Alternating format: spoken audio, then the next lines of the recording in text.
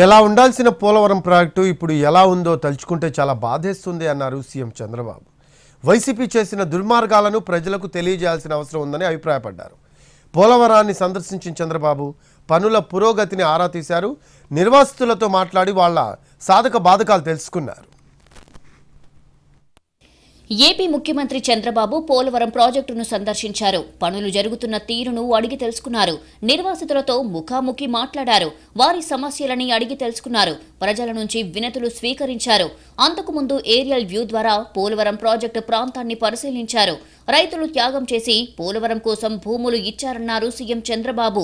భూములిచ్చిన వారంతా గత ప్రభుత్వ హయాంలో చాలా ఇబ్బందులు ఎదుర్కొన్నారని, నిర్వాసితులను పట్టించుకోలేదని విమర్శించారు. వీలైనంత త్వరగా పరిహారం ఇచ్చే ప్రయత్నం చేస్తామన్న చంద్రబాబు ఎప్పుడూ పూర్తి కావాల్సిన పోలవరం ప్రాజెక్టును జగన్ పక్కన పెట్టారని మండిపడ్డారు. 829 కోట్లు నేరుగా నిర్వాసితుల ఖాతాలో వేసిన ఘనత ఎన్డీఏ ప్రభుత్వానిదని తెలిపారు. ఎలా ఉండాల్సిన పోలవరం ప్రాజెక్టు ఇప్పుడు ఎలా ఉందో తలుచుకుంటే చాలా బాధేస్తోందన్నారు సీఎం చంద్రబాబు. పోలవరం జాతీయ ప్రాజెక్ట్ అని, దానిని ధ్వంసం చేసే అధికారం ఎవరికీ లేదని అన్నారు. ఓఎస్ఎస్ ఫర్టిలిటీలో ఇక్కడ ప్రతి అడుగులో ఎక్స్పీరియన్స్ డాక్టర్స్ ఉంటారు. In the good hands of science. Mummy daddy అవ్వాలంటే ఓఎస్ఎస్ కి కాల్ చేయండి. జరిగింది మీరు చూశారు. బాధేస్తుంది. ఇక్కడికి వస్తే తలుచుకుంటే ఈరోజు ఈ ప్రాజెక్టు ఏ విధంగా ఉండాల్సింది ఇప్పుడు ఎట్లుంది అది తలుచుకుంటే చాలా బాధేస్తుంది.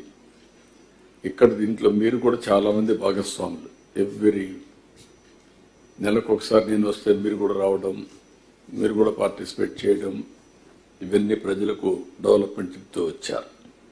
కాపర్ డ్యామ్ ను సకాలంలో పూర్తి చేసి ఉంటే ఇంత డ్యామేజ్ జరిగేది కాదన్నారు చంద్రబాబు. వరదలతో ఊహించనంత నష్టం జరిగిందని చెప్పారు. కాపర్ డ్యామ్ సకాలంలో పనిచేసి ఉంటే ఇంత డ్యామేజ్ అయ్యేది కాదు. ఆ ఫ్లడ్ అంతా రావడం, అక్కడ మొత్తం ఎరోజన్ అంతా కావడం, ఎక్కడ ఊహించనటువంటి డ్యామేజ్ జరిగింది. ఆ డ్యామేజ్ 5 ఏళ్లు ఏమీ చేయలేని పరిస్థితి.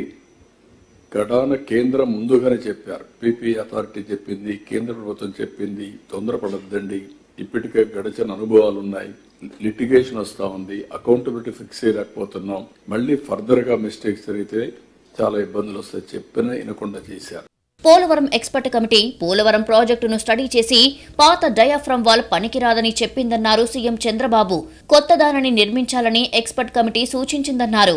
440 కోట్లతో పూర్తయిన డయాఫ్రమ్ వాల్ పనులను మళ్లీ మొదటి నుంచి ప్రారంభించాల్సిన పరిస్థితి ఏర్పడిందన్నారు.